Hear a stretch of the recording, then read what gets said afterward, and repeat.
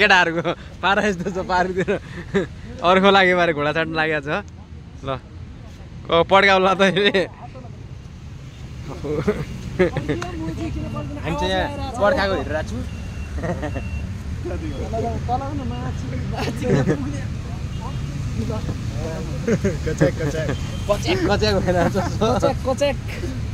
I can't explain guys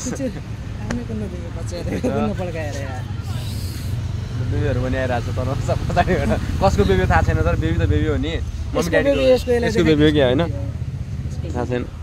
यसको baby होला जस्तो अनुहारै छैन आफै बेबी देखिरहेको छ अनि दुधमा चढे जस्तो छ म त हर्लिक्स खान्छु हैन यसले चाहिँ हर्लिक्स खान्छ आज भोलि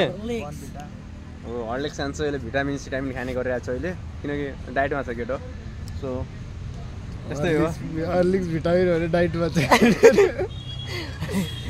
तिमी चाहिँ के खान्छौ म चाहिँ दुध खाने गरिरहेको छु आज भोलि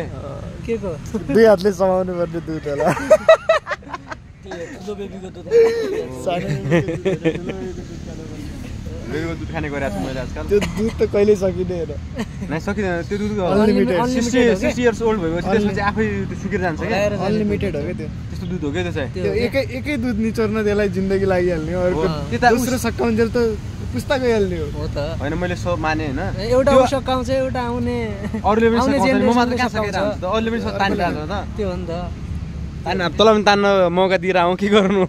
खोपरमा हुनु परेन म त तालुमा आलु बाल छैन आउँदैन नत्र त म चुस्दिन्थे पुरा सब दुध सोच्दिन्थे यसले सोच्ने भनेको थियो खै के सोच्थे सब दुध सोच्दिन्थे खै अब सोच्थ्यो रे अब खै गाइस म कस्तो देखिरहेको छ मलाई चाहिँ यो हो कि आजको कुराहरू धेरै होइन बिहान उठ्यो खाना खाजा खाइयो अब त्यस्तो खाना खाइयो हैन अब बेलुका राइडको भ्लग त आएन गाइस हैन बेलुका दुध खान्छ यो के रे हाम्रो यो भिडियोमा चाहिँ ल मानौ 10 लाइक्स मानौ सबै जति भयो नि ल 1k हैन 1k लाइक्स पुग्यो भने चाहिँ हामी नेक्स्ट हाम्रो राइडको भ्लग चाहिँ आउँछ धेरै एक्सपेक्टेसन छैन 1k अरु कुरा जेसुकै भए पनि कसैलाई दुध चाहिएमा उहाँलाई सम्पर्क गर्नु होला मलाई दुध चाहिएमा कसैलाई मलाई सम्पर्क गर्नु किनकि मसँग गाईको डेरी छ गाईको डेरी दुधको डेरी छ मसँग म गाई पालन गर्छु नि त सो त्यही भएर हो कि भिन्न प्रकारको दुध छ फेरि जर्सी हैन different type of milk will be के भन्छन् every day every varieties of milk will be available so हैन उ अगाडि पनि भेराइटी गइरा छ अब त्यो पस्नु भएन यस्तो भेराइटी छ 2-3 महिना आफूले चार्ज हान्ने हो त्यसपछि आफै जुझाउन पलाइहाल्छ खिच्न ए कति